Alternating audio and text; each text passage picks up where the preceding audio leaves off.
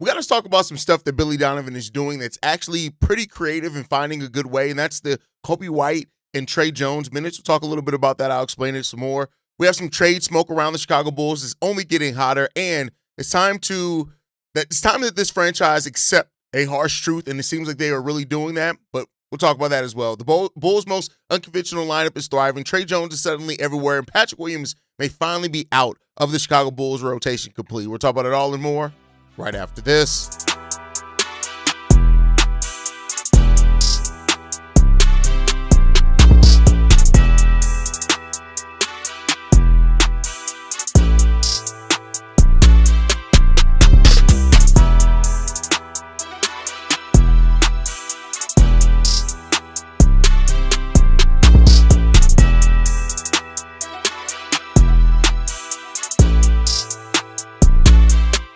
What's going on, Bulls fans? Welcome to another episode of Chicago Bulls Central, your number one spot for everything Chicago Bulls related. I'm the host there, Haize, but more importantly, you guys can follow the channel at Bulls Central Pod on every social media platform we happen to be on. With that said, let's go and get into this content for today, y'all. So when the season started for the Chicago Bulls and Coby White was out, one of the Bulls' best lineups was any lineup with Tre Jones and Josh Giddey in it. It allowed for two ball handlers. It allowed for, when you talk about the Bulls having 5 and 6 players in double figures, that was a big part of it. That pair at the start of the season posted a 122 offensive rating when both of those guys was on the floor, and it was great. The Bulls were getting to the rim. They were getting into the teeth of the defense. All the type of stuff was really good. Now, if you get into late December with it, the Josh Giddey, Tre Jones lineup isn't effective as it used to be. As of right now, they have an offensive rating of 110 when those guys are on the court, dropping 12 points, right? So that's a thing. And it comes down to a pace, right? Also, when you look at it, pace as well, that pace has dropped down some for them when those two guys are in the court together. Not to say that it still can't work out. I think it's just now the team's in a much different place, right? Now you look at the new lineup that's really working out for the Chicago Bulls, and that is Coby White and Tre Jones, right? Now, the Giddey Jones lineup still has somewhat of effectiveness to it a little bit, right? Tre Jones, though, alongside Coby White, is among some of the best lineups that we've seen for that we've seen for the Chicago Bulls that have played at least 100 minutes. Right now, they have a net rating of plus 16.7 when those two guys are on the court together. Their offensive rating with those two guys rank second, and then fifth in defensive rating among all Bulls lineups with Coby White and Tre Jones together. And it's an effectiveness on both ends of the court, right? It's that contrast of styles.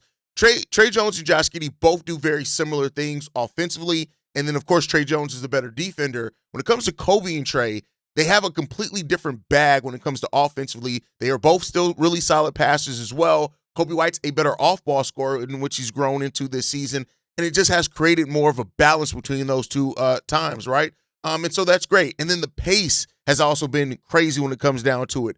When you look at it, the Bulls right now, with emphasizing ball movement and stuff like that, those two guys, they have some of the best pace and ball movement in the league when it comes down to it. Right now, the Coby White and Tre Jones pairing ranks first among all Bulls lineups in effective field goal shooting percentage and true shooting percentage. And then, on top of that, it's the quick decisions that are being made and stuff like that. So it's really good. And then when you dive into it even deeper, and then you look at the shot profile with those two guys on the court, right? It's while the Bulls do prioritize getting to the rim and they prioritize 3-point shots as well, right? They don't really look heavily at 2-pointers. They don't really look heavily at mid-range shots at all, right? But when Coby White and Tre Jones are on the court together, you're seeing a better balance, and even that is the lineup that has the most mid-range shots of the Chicago Bulls. For some reason, Billy Donovan doesn't like mid-rangers for this team, but it's happening. Also, they a high percentage come from the foul line as well with those two guys out there because they both like putting it up. The turnovers drop down as well. They rank third among all Bulls lineups in turnovers and free throw rate. This has become a really good pairing for the Chicago Bulls, and it's unconventional because it's really small, right? Like, I know Coby White's technically a big guard, right? At 6'5", he's a big point guard. He's not playing a lot of point guard, so it puts him more in kind of the normal to undersized range at the shooting guard position. But having these two guys out there, and then you pair that with what Billy Donovan has already started to do with the double big lineup and how that moves Modest down to the 3, we're starting to see Billy Donovan is coaching. And I think that's really kind of, I don't want to say that's a surprise because that seems derogatory to say it's a surprise with that he is an NBA head coach. And we did see a little bit of that. We saw a lot of it at the end of last season. And we were seeing a lot of it at the beginning of this season as well.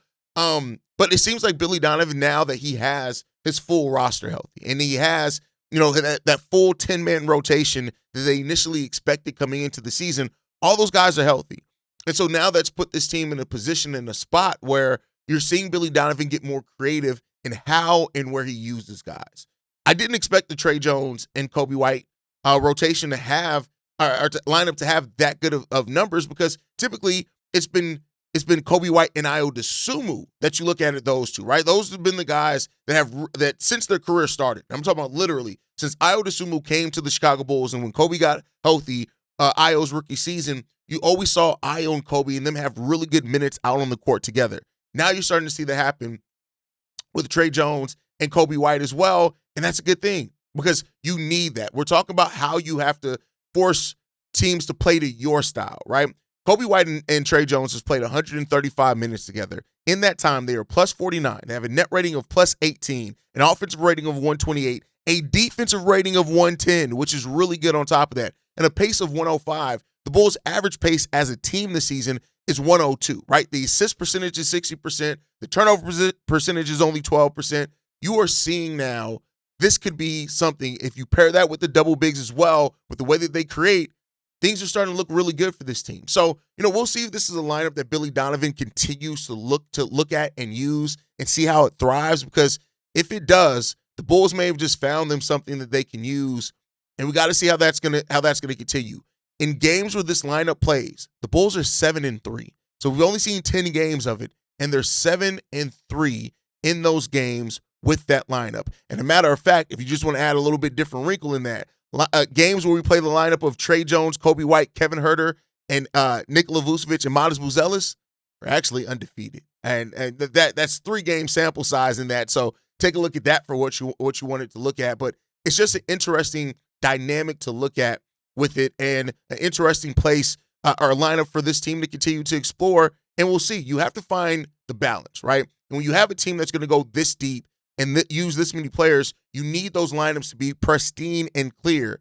And we'll see if the Bulls can continue to do that. So let's see. But let me know what you guys think on the Tre Jones, Coby White minutes, and how you've seen this work out for the Chicago Bulls. Let me know that down below. But of course, it would not be a Chicago Bulls Central episode in the month of December if we didn't have some trade rumors. So the Knicks and Rockets have now been reported as strong fits for Ayo Dosunmu. And this is coming from a multitude of places. Brett Siegel, Clutch Points, the regular place, and saying this. As the NBA trade deadline inches closer and closer, the Chicago Bulls have two of the more interesting trade chips. Both Coby White and Ayo Dosunmu are well-respected guards who each possess intriguing upside at just 25 years old. While there's surely a case to make for the organization holding to both, testing the market has simply become the right business move. Then they go on to say this. The Rockets. Dosunmu has become an increasingly popular name for analysts to try to find the right fit for. James L. Edwards of The Athletic has one of the most recent to place Dosunmu on a contender, discussing the possible fit with the New York Knicks. Here's the thing with the Knicks, right? Of course, they have Miles McBride, Jalen Brunson, of course, with that. Now, could he fit into those lineups? Of course. Ayo Dosunmu has the type of game he can fit into just about any lineup. That's how Ayo Dosunmu plays the game of basketball. We've seen it. He's done it here in Chicago, so I'm not surprised to hear that, right? But when it comes to that, is that, with Miles McBride shooting 44% from three in this, he's taking 6 attempts per night. It'll be a big difference there to flip that. Now, they also say this in the article. The other team that has recently come up is the Houston Rockets. Sam Vecenie named them as a possible fit in the NBA trade board for The Athletic. To be clear, like Knicks speculation, this isn't a direct report. They've reached out to the Bulls, but it would be hard not to believe if the news broke as we got closer to February. With Fred VanVleet suffering a torn ACL before the season even started, the Rockets were left with a rather sizable hole at their point guard position. Now, the Rockets have kind of figured it out without a traditional point guard, right? And I think Ayo isn't even a traditional point guard, but when you look at how Fred VanVleet plays and the fact that he is not technically a traditional point guard either, that could make some sense. Now, the thing with this is that we've heard that the Rockets don't want to make a trade for any type of long-term salary. Ayo is a free agent at the end of the year, so I don't know how that will play into it. Or maybe they look at Ayo and say, he's young enough to fit our core and where we want to be. And if that's the case, cool, right? But I look at this and I say this. Hearing this, that landing Reed Sheppard or Tari Eason would feel like a sizable win for the Bulls, but there's no question that the Rockets value both highly. Eason, at least, is on an expiring deal of his own, so perhaps the Bulls could find a way to talk the Rockets into swapping problems, but they'd have to be willing to pay Eason big this summer. Now, Tari Eason is a player that I like. And hearing that Tari Eason could be somebody that the Bulls could net if they're going to move on from Ayo, okay, I kind of like it, but I think you know who Ayo is right now. At the end of the day, I say this, right? I get it why the Bulls are going to be mentioned in a lot of trade speculation. They should be mentioned. It's no surprise there. They're going to be mentioned. So that's fine, right? But these teams come calling. We're not giving away these players for free. Like hearing Jonathan Isaac and 2 second-round picks for Coby White was stupid. Because no, we're not giving away Coby White for that low. And if you want Coby, Reed Sheppard and Tari Eason may get you in the door. But then again, like, do we even have a place for Reed Sheppard? Great shooter, but, there's that part of it. So I do think teams are going to make calls for both these guys. The question then becomes about what does it take for AK to bite at it? And that I really don't have the answer for yet. We just got to see how this season is going to go for us to really have that answer. But let me know what you guys think down below on hearing that. The Knicks and the Rockets being two teams that are mentioned in the Bulls guards, specifically Ayo Dosunmu. Let me know what you guys think on that down below. Last time before we get out of here, P. Will did not play in yesterday's game, right? And this is after P. Will's minutes have steadily been going down for the Chicago Bulls. And it seems like, right? And I know a lot of people are saying, well, the Bulls clearly have to pay or play Patrick Williams. There's 18 million reasons why. What the Bulls are telling us right now is fuck them reasons. Fuck that 18 million, because when it comes down to it, Patrick Williams has fallen out of favor. And I really don't think if it wasn't for the injuries at the start of the season, I don't know if P. Will would have ever been in the rotation. Now, to P. Will's credit, there were times where P. Will gave us some solid minutes. I'm not going to act like it's been all negative for P. Will in the Chicago Bulls. It has not, right? He's had some games where he's absolutely stepped up. But the thing when it comes down to it is how much can you bet on that for Patrick Williams? And that's what the Bulls have to ask themselves when it comes down to P. Will. Because as it stands right now, P. Will has not been playing great for the Bulls. When P. Will's on the court, he's played 541 minutes. The Bulls are a net negative 100. I'm sorry, negative 100 and plus minus. A net negative 8.4 and an offensive rating of 111 and a defensive rating of almost 120. Those are bad across the board. No ifs, ands, or buts about it. That's bad across the board. And thus, you now have left this situation in which P. Will just isn't a plus positive for the Bulls anymore. He's not somebody that gives you the things that you need from him consistently, even in a role player. Now, there are going to be some games where he gets in there and where the defensively are hitting some shots. He can do that. Absolutely. I want to be clear in that. But it's past the point that P. Will is being a priority anymore for the Chicago Bulls team. They aren't playing him to try to shop him. They aren't doing any of that stuff. P. Will is out of the rotation. And unfortunately, it came 3 years too late because you've already now extended him. He's in the second year of that contract extension, and that just is what it is. But it's good that the Bulls are now making P. Will earn it, because I think the Bulls are playing their 10 best players. And I can never be mad at anybody who's out of the rotation if the Bulls are playing their 10 best players. That is what they're doing. They are playing their 10 best players. You look at the starting five: Okoro, Buzelis, Vooch, P. Will, Coby White, Josh Giddey, and then coming off the bench, you got Tre Jones, Ayo Dosunmu, Kevin Huerter, Jalen Smith, Zach Collins. That is now Billy Donovan's 10-man rotation. Now, that 11th guy can fluctuate between Dalen and Julian and P. Will and Javon Carter and all these guys, right? But now we are now seeing that P. Will is firmly out of the Bulls rotation, and I don't think that that's going to change anytime soon, right? Yes, it sucks that a top 5 pick has found himself on the outside looking in, but it's better to realize that than to try to keep playing a player that is not doing what you need him to do. And I think that's something we need to acknowledge with this Bulls team also. But with that said, it is Mailbag Day. Let's get into these voicemails, man. This first voicemail, this one's from the 954. Hey, so everyday listener over here. Sometimes I mess with you in Twitter. I think the main focus for the Bulls should be just trade Bush. Normally during the games, you notice when Bush sit down and Collins come in, normally you can see the difference in the defense that we do better with Collins and the lineup down with Bush. If it's any way we can trade Bush and then save some of that money to maybe keep both Ayo and White, that would have been the perfect scenario. And then get maybe power forward, big power forward to assist Calling a little bit. That would have been the perfect deal, but who knows? Keep the good work, keep the coaching going on. That always make me laugh, and go Bulls. Bulls' main focus should be trading Vooch. Here's what I'll say, right? It definitely can be a focus. I don't know if it's the main focus, because I think when I hear, what I feel like a lot of people think is that the Bulls are going to use Vooch to find their center of the future, and I don't think that that's true. I don't think you get a young center that can become your center of the future for Nikola Vucevic with how Vooch has played in the market. Now, I would love to be wrong on that, but I'm not expecting that anymore for this Bulls team, right? Now, I'm not saying that means that they should not move Vooch. Get whatever you can back for Vooch because he's expiring. He's clearly not part of your future, and therefore you get whatever you can back for him so then you can move on, right? And I think that's the place that we're in. But I don't think you're going to get a starting power forward. I don't think you're going to get you may get a promising young player that hasn't really played a lot, thus it's kind of can go either way. I know that we've heard the Jonathan Kuminga stuff. That would have been fine and dandy, but I think overall at this point you need to try to find some type of compensation back for Vooch so you're not losing him for nothing. And we'll see if the Bulls can do that. We shall see if they can do that. I think finding the center of the future should be more of a focus than necessarily trading Vooch, if that makes sense. But we'll see what this team does. We'll see what they do with Vooch. It's going to be a big thing at the trade deadline like it was last year. But I'll say this, and that kind of goes into why I feel the way that I do. Vooch was, and teams knew that Vooch only had 1 year left on his deal last year. The Bulls could not move him. I don't see that changing right now, but I'd love to be wrong. All right, let's get into this next voicemail, man. This one's from Sean. What up, Haize? It's Sean calling from Virginia. I know in your videos you've been talking about you don't want to get excited because, they went on a 5-game win streak and then went 3-13. I'm in the same boat, but I'm finding it really hard not to get excited about this team.